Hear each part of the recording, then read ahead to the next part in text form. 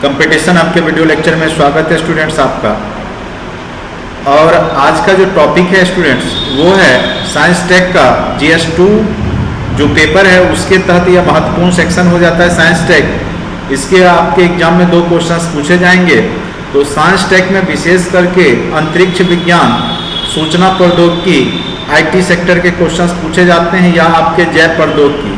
ये 3 सेक्शन से maximum question उम्मीद कीजिए कि 2 क्वेश्चंस इन्हीं 3 सेक्शन में से कोई पूछा जाएगा। तो खास करके अंतरिक्ष अन्वेषण कार्यक्रम जो अभी चल रहा है, चाहे गगनयान हो, इससे रिलेटेड हो सकता है कि आपके एग्जाम में पूछा जा सकता है। या संचार तकनीकी में 5G टेक्नोलॉजी के बारे में क्वेश्चंस आपके एग्जाम में पूछे जा सकते हैं। तो ये सब 67th BPSC के लिए बहुत ही महत्वपूर्ण टॉपिक है। तो सबसे पहले मैं बता दूं स्टूडेंट्स, अगर आपको PDF नोट्स चाहिए तो आप डिस्क्रिप्शन बॉक्स में लिंक दिया गया है, वो ऐप डाउनलोड करके परचेज कर सकते हैं। मात्र 1500 में आपके पूरे कोर्स करवाए जाएंगे। उसके बाद जो महत्वपूर्ण गेस क्वेश्चन है लास्ट में आपको ऐप के माध्यम से ही बताया जाएगा कि जो पैटर्न चलता आ रहा है BPSC में वो किस किस प्रकार के क्वेश्चंस पूछे जाएंगे। तो इसलिए आपके लिए वह महत्वपूर्ण हो जाएगा। सबसे ज़्यादा ज़रूरी है कि कौन से टॉपिक को पढ़ें और कौन से टॉपिक को छोड़ें, ये भी जानकारी होना बहुत ज़रूरी होता है। चलिए, आज का जो टॉपिक है वो है भारत में अंतरिक्ष कार्यक्रम। भारत में जो अंतरिक्ष कार्यक्रम की शुरुआत कब से हुई है और वर्तमान में क्या स्थिति है, और अभी वर्तमान में भारत का जो ISRO है, इंडियन स्पेस रिसर्च ऑर्गेनाइजेशन, वो किन किन फील्डों में काम कर रहा है और उसकी मदद से अभी क्या क्या देश में हो रहा है, उसके बारे में अभी करेंट तक का न्यूज हम लोग जो है अपडेट कर लेंगे, जिससे अगर अंतरिक्ष अन्वेषण या अंतरिक्ष कार्यक्रम के क्वेश्चंस पूछे जाते हैं तो एग्जाम में बिल्कुल आप अच्छे से लिख सकते हैं, कहीं कोई तरह का दिक्कत आपको महसूस नहीं होगा, इतना आप भरोसा रखें। चलिए, आज का जो टॉपिक है वो मैं शुरुआत करता हूँ। भारत में अंतरिक्ष कार्यक्रम यानी ISRO की उपलब्धियाँ, इंडियन स्पेस रिसर्च ऑर्गेनाइजेशन। चूँकि भारत में जो अंतरिक्ष कार्यक्रम है वो ISRO के माध्यम से ही किया जाता है, इसलिए हम ISRO के परिप्रेक्ष्य में इसको हम अच्छे से पढ़ते हैं। यहाँ देखिए स्टूडेंट्स, लिखा हुआ है कि भारतीय अंतरिक्ष अनुसंधान कार्यक्रम की शुरुआत कब हुई। तो देखिए, भूमिका में आप यहाँ से लिख सकते हैं कि भारत में अंतरिक्ष कार्यक्रम की शुरुआत जो है 1962 ईस्वी में शुरुआत की गई। और उस समय जो वैज्ञानिक थे, प्रसिद्ध अंतरिक्ष वैज्ञानिक जिनका नाम था डॉक्टर विक्रम साराभाई की अध्यक्षता में एक गठन किया गया था, एक कमेटी का, इनकॉस्पा, ठीक है। तो इसका काम था स्पेस में रिसर्च करना। और भारतीय राष्ट्रीय अंतरिक्ष, इसको हम बोल सकते Indian national corporation of space and research, हम इसका नाम यही उसका शॉर्ट फॉर्म में है, Indian national corporation of space and research. भारतीय राष्ट्रीय अंतरिक्ष अनुसंधान समिति। तो इसकी शुरुआत विक्रम साराभाई ने किया। तो ये जरूर चर्चा करेंगे चूंकि यहीं से स्टार्ट हुआ है। आगे चल करके इसको क्या किया गया, पुनर्गठित करके क्या नाम दे दिया गया, तो ISRO नाम दे दिया गया।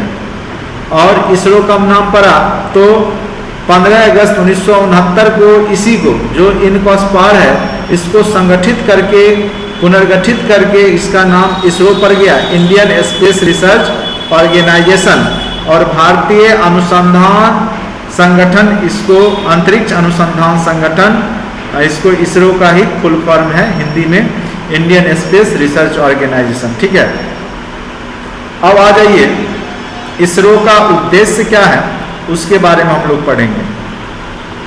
ISRO का उद्देश्य जो है भारत को अंतरिक्ष कार्यक्रमों में आत्मनिर्भर बनाना तथा अंतरिक्ष तकनीक के माध्यम से भारत के जो नागरिक हैं उनको विभिन्न प्रकार की सुविधाएं, जैसे संचार, जैसे आप अभी जितने भी सिस्टम देखते हैं मोबाइल के, चाहे TV हो, चाहे आपके मौसम संबंधी जानकारी हो, GPRS सिस्टम हो, तो सारा किस पे डिपेंडेंट होता है, तो अंतरिक्ष अन्वेषण कार्यक्रम पे ही डिपेंड करता है। इस दृष्टिकोण से यह बहुत ही महत्वपूर्ण सेक्टर हो जाता है।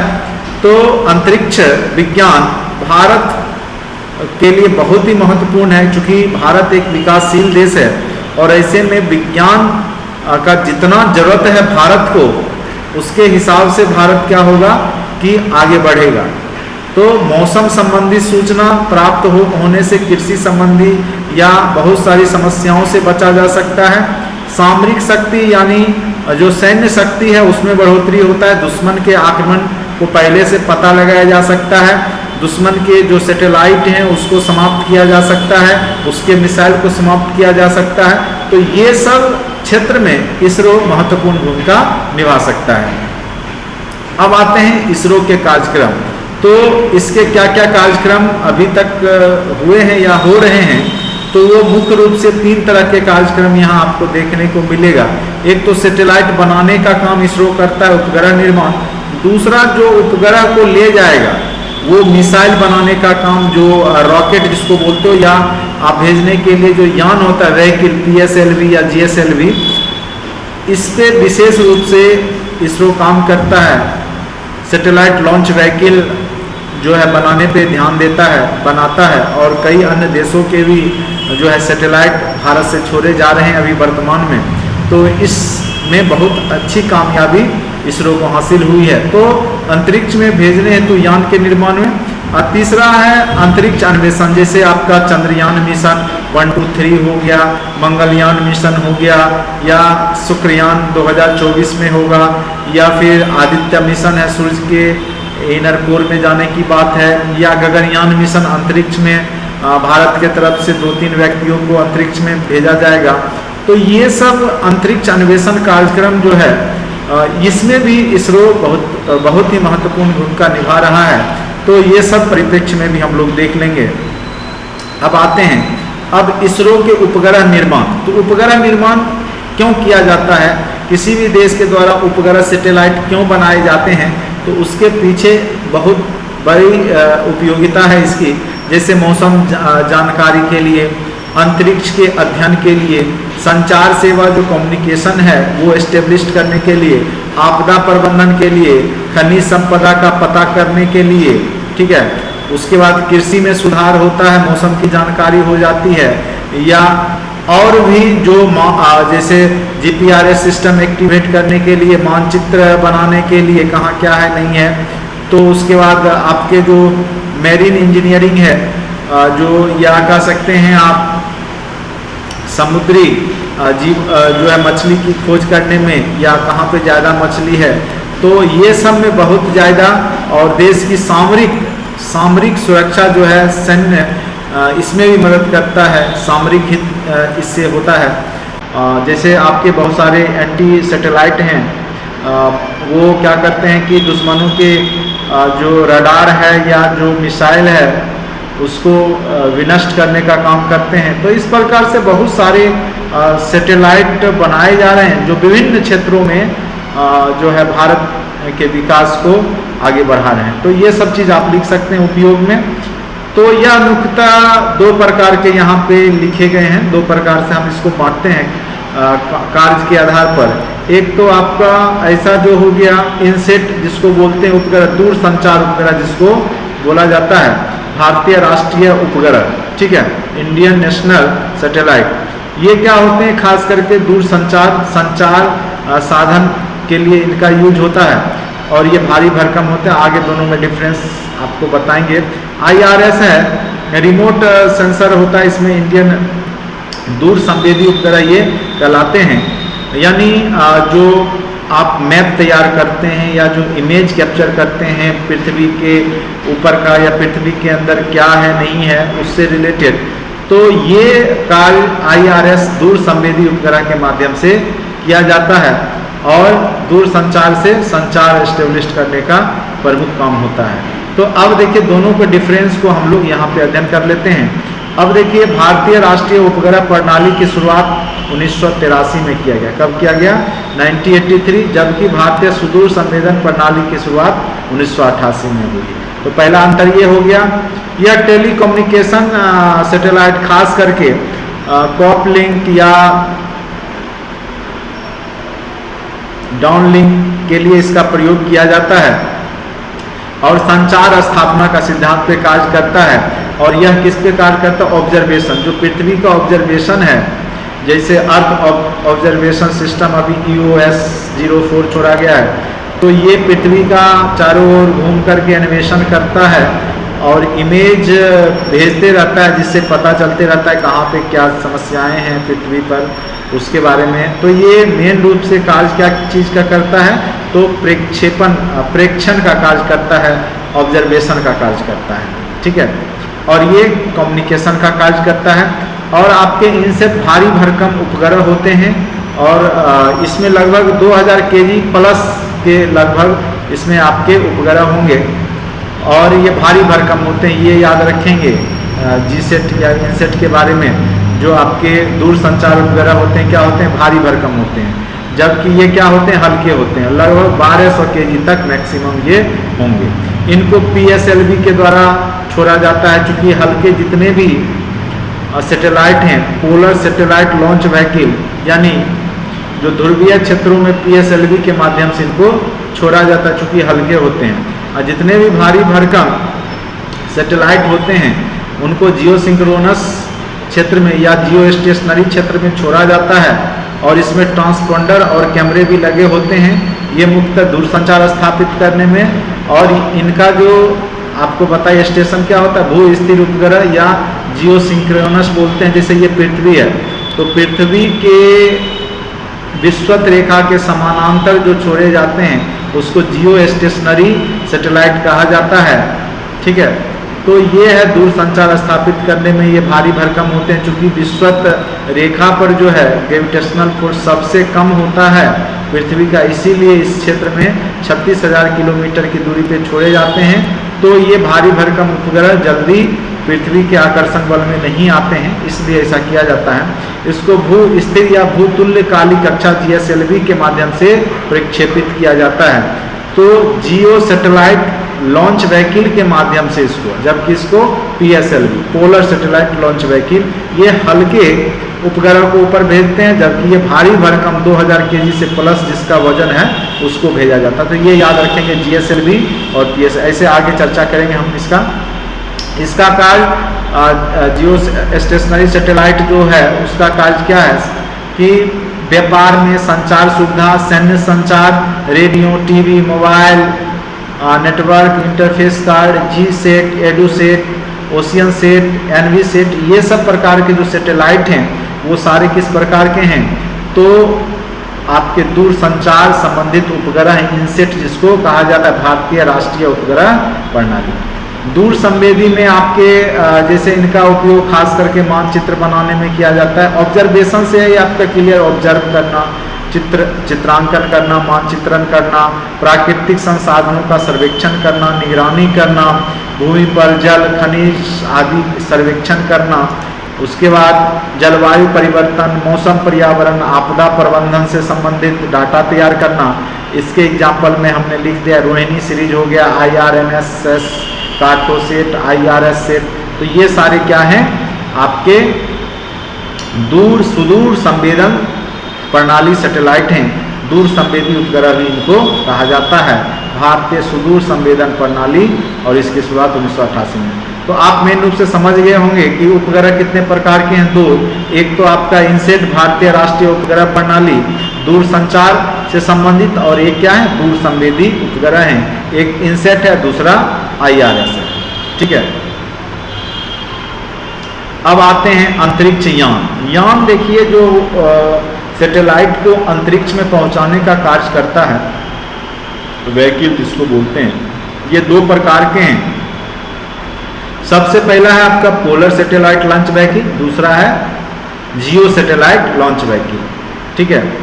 तो इसमें भी पोलर जो है सिंक्रोनस एक शब्द आता है, जैसे ये पोल है तो पोल ऊपर नीचे होता है, तो इसके समानांतर अगर 0 डिग्री के बीच में छोड़ा गया, यानी यहीं पे छोड़ा गया एकदम नेट पोलर ध्रुव के ऊपर, और इसके बीच का 0 डिग्री कोण हो, तो वो सिंक्रोनस कहला जाता है, तो पोलर सिंक्रोनस।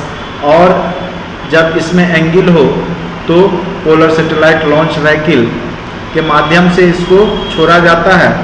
तो जियो स्टेशनरी भी है और जियो आप देखेंगे कि जियो सिंक्रोनस सैटेलाइट भी है। तो ये सारे जो हैं वही ध्रुव पे जो छोड़े जाते हैं, ध्रुव के ऊपर वो PSLV के माध्यम से छोड़े जाते हैं, जबकि जो भू स्थिर उपग्रह जो होते हैं जियो स्टेशनरी वो विषुवत रेखा के समानांतर छोड़े जाते हैं।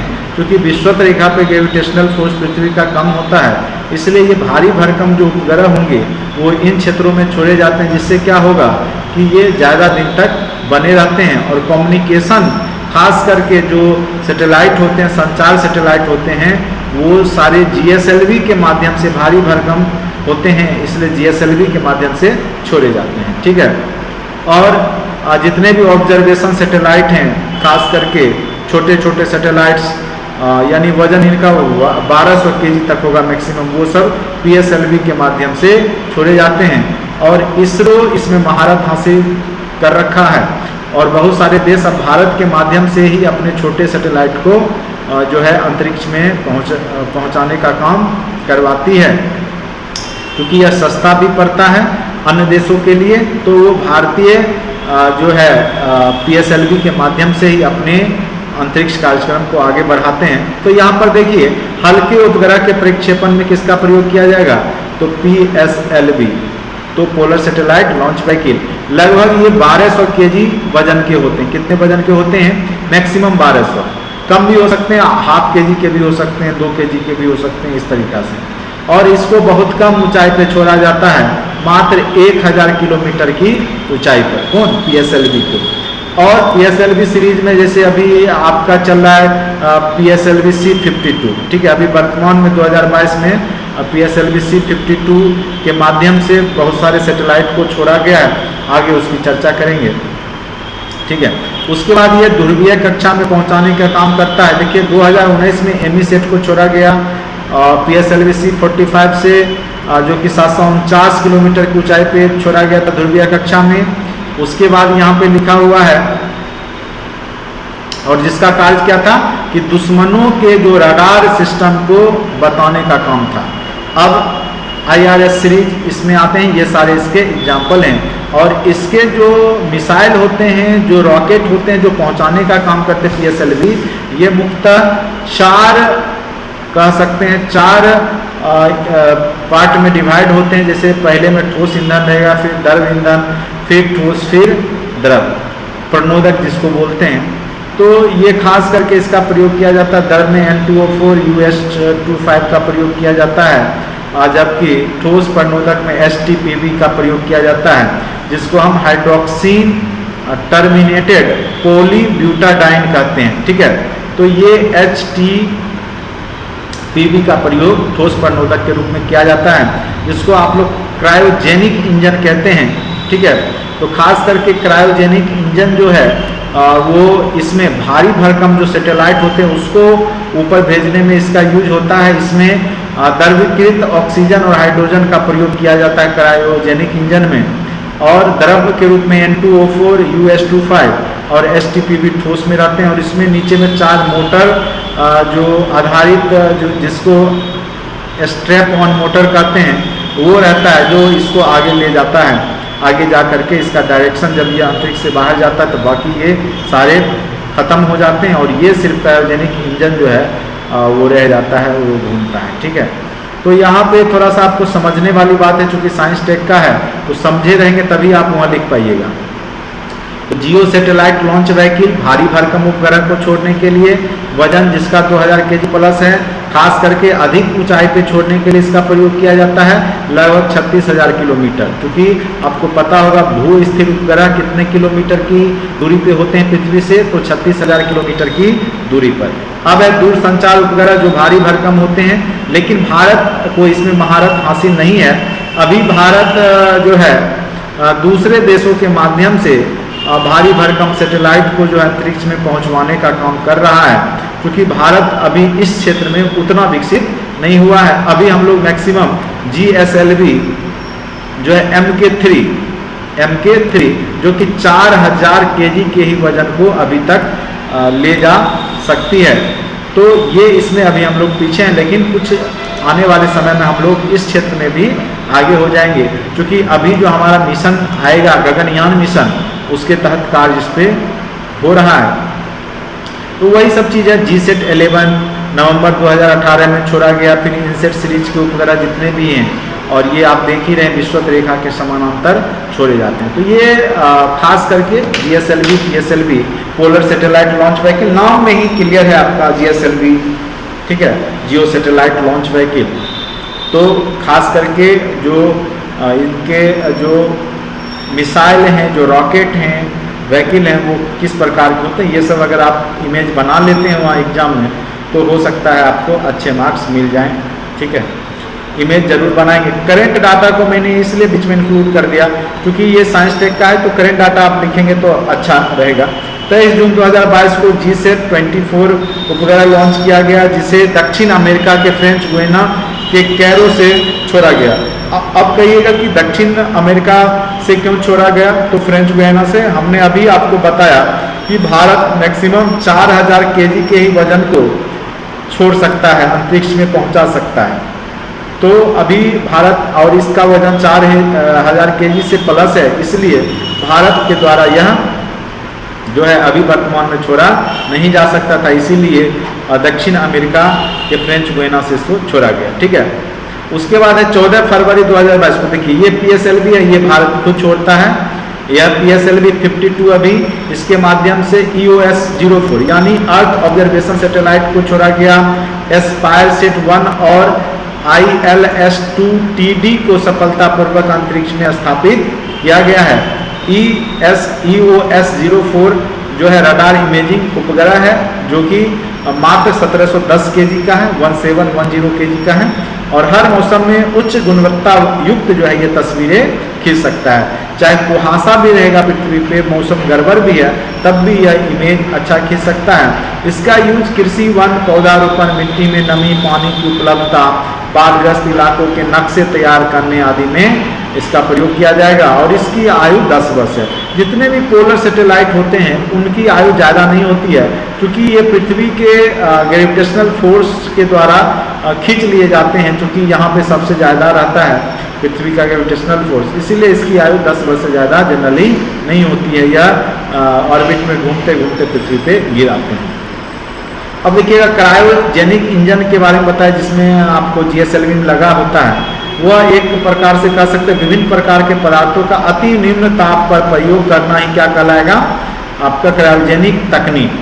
और खास करके द्रव नाइट्रोजन का प्रयोग -196 डिग्री सेल्सियस पर इसमें किया जाता है। इसके क्रायोजेनिक का प्रयोग और भी, जैसे किसी व्यक्ति के शरीर को सुरक्षित रखने के लिए किया जाएगा, या स्पर्म है जानवर का, वो तो उसका भी सुरक्षित रखने के लिए किया जाता है। तो बहुत सारे क्षेत्रों में क्रायोजेनिक तकनीक का प्रयोग किया जाता है, क्योंकि अगर इस टेम्परेचर पे किसी भी वस्तु को रखा जाए तो वो नष्ट नहीं होता है, वो जिंदा रहता है। इसीलिए इसका प्रयोग जो है साइंस टेक और जो है मेडिकल साइंस में बहुत ज़्यादा किया जाता है क्रायोजेनिक तकनीक का। तो उसी तकनीक पे आधारित आपका क्या है, इंजन है। चलिए अब है अंतरिक्ष अन्वेषण कार्यक्रम। तो 2 पोर्शन हो गया, क्योंकि यह टॉपिक थोड़ा बड़ा है, इसलिए हर एक टॉपिक को आप अच्छे से समझ करके जाएंगे तो आप वहाँ पे अच्छा लिख लेंगे, ठीक है। तो ये जो टॉपिक है अंतरिक्ष अन्वेषण, जो रिसर्च हो रहा है उस पर, और क्या क्या अभी तक भारत के द्वारा किया गया है। तो अभी लेटेस्ट आप चंद्रयान 1, 2, 3 मिशन 2008 में शुरुआत किया गया था। चंद्रयान 1 PSLV के द्वारा श्रीहरिकोटा जो है वहाँ से छोड़ा गया था, और उसके बाद कार्यकाल 2 वर्षों का था इसका। उपकरण 12 थे, 6 भारतीय और 6 अन्य थे। अभियान की लागत लगभग 386 करोड़ थी। और इसकी क्या विशेषता है, ये सौर प्रणाली, चंद्रमा के उद्गम, रासायनिक तत्व और खनिज का पता लगाना। सबसे महत्वपूर्ण इसने क्या पता लगाया, चंद्रमा पे पानी का पता लगाया, ठीक है। तो ये सबसे महत्वपूर्ण जो है कह सकते हैं रिजल्ट है इसका, चंद्रयान मिशन 1 का। चूँकि पूरे विश्व में यह पहला यान है चंद्रयान मिशन जिसने चंद्रमा पे पानी का पता लगाया, ठीक है। चंद्रयान 2 3 जनवरी 2019 को रवाना किया गया, लेकिन यह पूर्णतः सफल नहीं हो पाया, क्योंकि आप जानते होंगे कि इस मिशन का जो है 2 पार्ट थे। एक तो वहाँ पे उतर करके रिसर्च करने वाला जो था वो रोवर जो उतरता है, रोवर वहाँ पे रोवर निकल करके चंद्रमा की सतह, वो जो है उसकी चंद्रमा के जब ग्रेविटेशनल एरिया में गया तो वो चंद्रमा से टकरा करके नष्ट हो गया था। लेकिन जो उसके ऑर्बिट में जो घूम रहा है सैटेलाइट, वो काम अच्छे से कर रहा और समय समय पे इमेज भेज रहा है, जिससे चंद्रमा के बारे में बहुत महत्वपूर्ण जानकारी पता चल रही है। तो चंद्रयान 2 50% सफल हुआ, 50% असफल हो गया। चंद्रयान 3 वही है, हल्की हुई जो उड़ान वाली जो श्रेणी के रोवर निकलकर चंद्रमा की सतह पर कुछ दूर चल करके आंकड़े जुटाने का यहाँ पे प्रयास किया जाएगा। वहाँ के मिट्टी लाने का प्रयास किया जा रहा है कि वहाँ कितनी नमी है, खनिज संपदा क्या क्या हो सकता है, या चंद्रमा का निर्माण किस प्रकार से हुआ होगा। तो ये सब के रिसर्च के लिए चंद्रयान 3 आपका योजना है। अब आ जाए मंगल मिशन, मंगलयान मिशन। अगर मंगलयान मिशन देखिएगा तो ये भारत के द्वारा एक महत्वपूर्ण कह सकते हैं कामयाबी हासिल हुई थी। और ये जो है श्री सतीश धवन केंद्र श्रीहरिकोटा, सतीश धवन केंद्र जो है अंतरिक्ष का अन्वेषण कार्यक्रम जहाँ से होता है श्रीहरिकोटा से ध्रुवीय कक्षा में इसको छोड़ा गया था और स्वदेश निर्मित है बिल्कुल। और यहाँ पे PSLV C-25 अभी कौन सा चल रहा है 52, और यहाँ पे 25 के द्वारा छोड़ा गया था और 130 kg गुने 5 पेलोड इसमें थे, ठीक है। और 5 नवंबर 2013 को इसको भेजा गया था और ये 24 सितंबर 2014 को मंगल के ऑर्बिट में पहुंचा, कक्षा में पहुंचा। इसका उद्देश्य है कि मंगल पे जीवन की क्या संभावना है, मीथेन गैस कितना प्रतिशत है, क्या है नहीं है मौजूदगी, जीवन है तो अन्य गैस है या नहीं है, खनिज धरातल की कैसी संरचना है, पानी है या नहीं है, ये सब का पता लगाने के लिए मंगलयान मिशन को भेजा गया। और यह इसरो की बहुत बड़ी उपलब्धि मानी जाती है, क्योंकि इसने मात्र अगर कहिएगा अन्य देशों के खर्चे के हिसाब से 1/20 यानी बहुत कम खर्च में ही यह मिशन को सफल कर दिया। मात्र 450 करोड़ रुपये में इसको मंगलयान तक हमारा जो इसरो संस्थान है उसने वहाँ तक जो है अंतरिक्ष कार्यक्रम को पहुँचा दिया। तो भारत की ये बहुत उपलब्धि मानी जाती है। पाश्चात्य देशों ने शुरुआत में इसका भारत का मजाक भी उड़ाया था, लेकिन जब उन्होंने देखा कि भारत ने कर दिखाया तब जा करके वो भारत के अंतरिक्ष अन्वेषण कार्यक्रम को लोहा मानने लगे। और अभी वर्तमान में इसरो की प्रतिष्ठा में बहुत ज़्यादा वृद्धि हो चुकी है, क्योंकि इसने बहुत सारे कार्यक्रम जो कि विश्व स्तर पे बहुत सारे सैटेलाइट को भेजने का काम किया, साथ ही बहुत कम कीमत में सस्ते दामों में यह अंतरिक्ष कार्यक्रम कर रहा है। तो इसलिए भी इसका प्रतिष्ठा बहुत ज़्यादा बन रहा है। देखिए अब है आदित्य मिशन, इसरो द्वारा भेजा गया सौर मिशन है जो कि सूर्य की बाहरी कोरोना है उसका अध्ययन करेगा। गगनयान मिशन इम्पोर्टेंट इसलिए हो जाता है, अभी चर्चा का विषय बना है, क्योंकि इसको 2023 में छोड़ने की संभावना थी, लेकिन अब इसको 2024 के दिसंबर में छोड़ा जाएगा, ठीक है। तो ये सबसे बड़ी बात है, नहीं सॉरी, इसको 2023 में ही संभावना है, इसको छोड़ा जाएगा। शुक्रयान को 2024 में, सॉरी स्टूडेंट्स यहाँ मुझसे थोड़ा सा मिस्टेक हो गया। इसका प्रक्षेपण 2023 में संभावित है, अगले साल। और इसमें जो छोड़ा जाएगा इसको GSLV MK3 कोई H हाई जो कह सकते हैं वहीकल यहाँ मशीन है।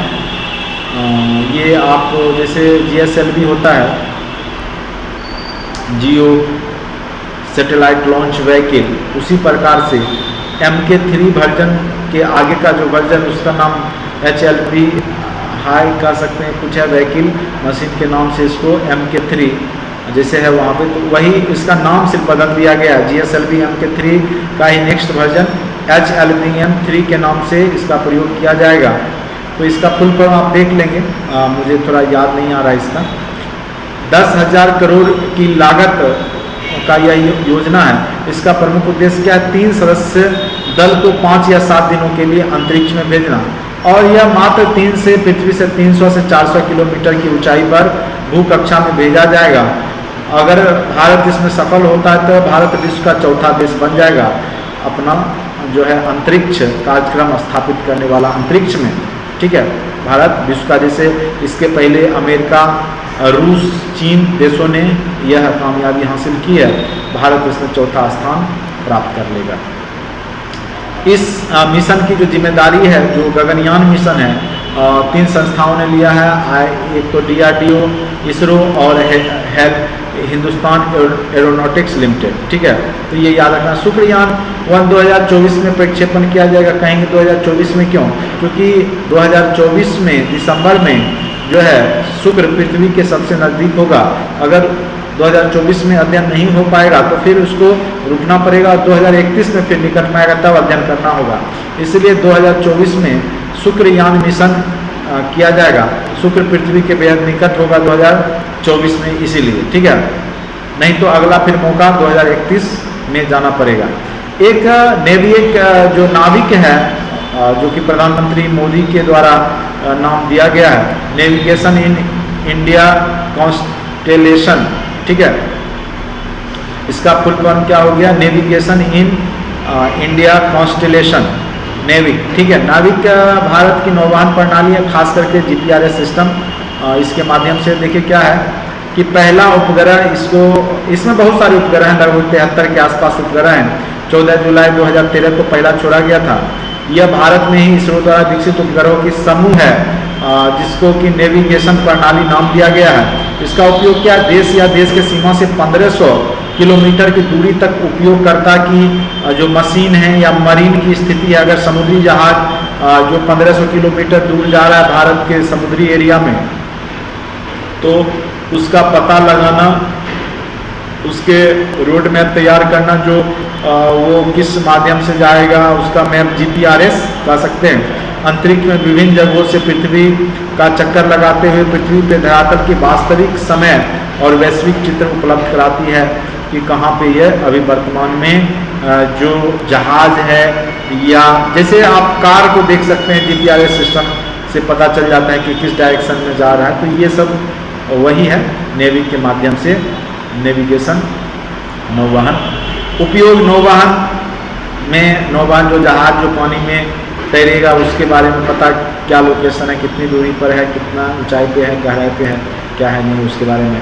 उसके बाद कार, फोन, जहाज, नौका, वायुयान, मछुआरा, ये सब इसका जो है बहुत विशेष इसका योगदान होगा इन सब क्षेत्रों में। किसका? तो नेविगेशन सैटेलाइट का जो नाविक है उसका। इसके माध्यम से मछुआरा को जल में, समुद्र में जाने में आसानी होगी। सर्वेक्षण और शहर निर्माण योजना, सटीक भौगोलिक जगहों की पहचान करने में, आपदा प्रबंधन में, ट्रैकिंग, मानव जानवर संघर्ष से बचाव, जानवरों का झुंड किधर की ओर जा रहा है तो उस क्षेत्र को खाली करवा देने से फिर मानव जानवर के बीच संघर्ष नहीं होगा। तो ये सब जो है यहाँ पर। फिर सैन्य उपयोग में मिसाइल, बम, वायुयान का सटीक मार्गदर्शन, युद्ध शांति दोनों के समय उपयोग किया जाएगा। तो इस प्रकार आपने देखा कि हमने करेंट जो इसरो की उपलब्धि है उसकी भी चर्चा की, जो स्टार्टिंग का है उसको भी किया, और इसको हम लिख सकते हैं निष्कर्ष में इस प्रकार हम पाते हैं कि इसरो ने विभिन्न प्रयोगों एवं कार्यक्रमों के माध्यम से न केवल अंतरिक्ष क्षेत्र में भारत की प्रतिष्ठा बढ़ाई है, बल्कि कम लागत में भारत को दुनिया के शीर्ष देशों में खड़ा कर दिया है। वर्तमान में इसरो PSLV के माध्यम से विदेशी आय भी अर्जित कर रहा है, न केवल अंतरिक्ष एवं प्रौद्योगिकी के क्षेत्र में बल्कि सामाजिक और सामरिक स्तर पर भी देश को मजबूती प्रदान कर रहा है। तो ये आप अच्छा सा निष्कर्ष लिख सकते हैं। तो आज का टॉपिक इतना ही, थोड़ा सा कॉन्सेप्चुअल टॉपिक है, इसको अच्छे से एक बार पढ़ लें। फिर जो मेरा PDF नोट्स है, जिन लोगों ने परचेज किया है तो वो प्रिंट करवा के भी पढ़ सकते हैं, या मोबाइल से भी आप इसको अच्छे से लिख लें, पढ़ लें। जब एग्जाम में पूछा जाएगा तो अगर आप इतने आयाम में अगर इसकी उपलब्धियों को लिख देंगे तो मुझे लगता है कि आपके अच्छे मार्क्स मिल जाएंगे। पेपर 2 है तो यहाँ पे आपको विशेष मार्क्स अच्छा लिखना पड़ेगा, तब जाके आपको अच्छे मार्क्स आते हैं। तो इसलिए कोर्स को जरूर परचेज करें। इसमें बहुत सारे वीडियो लेक्चर्स मिलेंगे आपको, बहुत सारे टॉपिक के PDFs हैं जो आपके एग्जाम के लिए बहुत ही महत्वपूर्ण है। ठीक है, तो आज के लिए इतना ही, और जो भी लिंक दिया गया है डिस्क्रिप्शन बॉक्स में वो लिंक खोल करके आप इस जो है परचेज कर सकते हैं। तो आज के लिए इतना ही। Thank you so much watching for this video. अगर अच्छा लगता है तो लाइक करें, सब्सक्राइब करें और दोस्तों के बीच में शेयर जरूर करें। धन्यवाद।